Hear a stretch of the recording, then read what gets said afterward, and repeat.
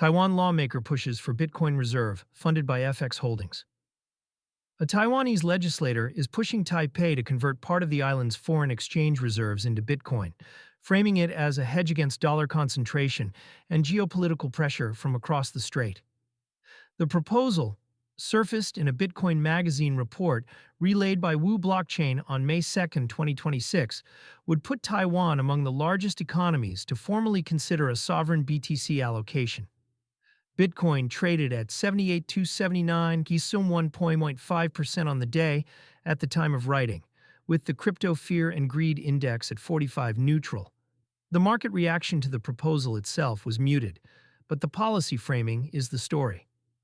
Why a lawmaker is putting this on the table now, Taiwan holds roughly $580 billion in foreign exchange reserves, one of the largest stockpiles in the world relative to GDP. The bulk sits in U.S. treasuries and dollar-denominated assets, with smaller positions in gold, yen, and euros. The lawmaker's argument, per the original report, is that this concentration becomes a vulnerability if Taiwan ever faces sanctions, asset freezes, or restricted access to the SWIFT system in a confrontation scenario. Bitcoin, in this framing, is censorship-resistant by design. It cannot be frozen by a foreign central bank, seized through correspondent banking, or excluded from settlement rails. That is the same argument Russia and Iran have used in different forms after losing access to dollar infrastructure. The proposal does not specify a target allocation. Even a 1% rotation would amount to roughly $5.8 billion, large enough to meaningfully move spot markets if executed openly. How this fits the wider sovereign reserve trend. Taiwan would not be the first government to pitch this idea. El Salvador made Bitcoin legal tender in 2021 and accumulated a state treasury position, currently around 6,000 BTC. Bhutan has built a much larger position through state-linked mining, though it has been actively monetizing it, including a recent $287 million sovereign sale. The U.S., under the current administration, has discussed a strategic Bitcoin reserve built from seized assets.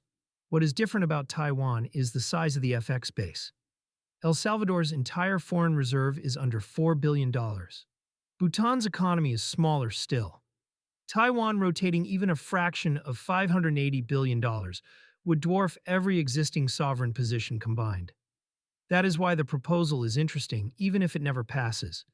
It shifts the conversation from frontier economies experimenting with Bitcoin to a top 20 reserve holder treating it as a strategic instrument.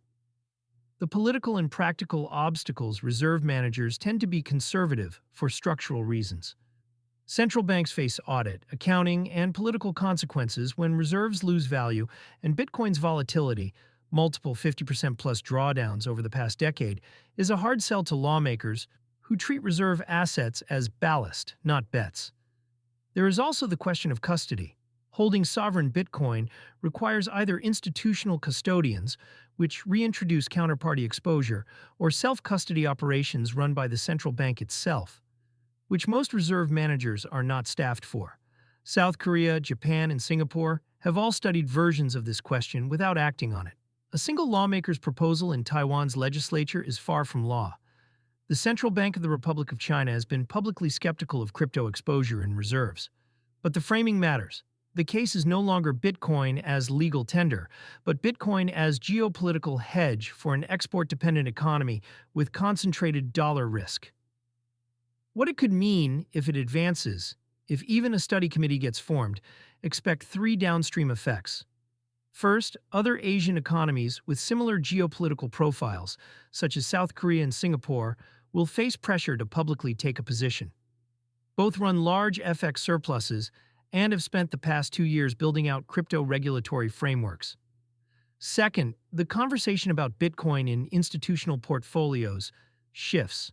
U.S. ETF flows, $197 billion in April alone, are already pricing in growing institutional adoption. Sovereign reserve buying would compress available float much faster than ETF flows do.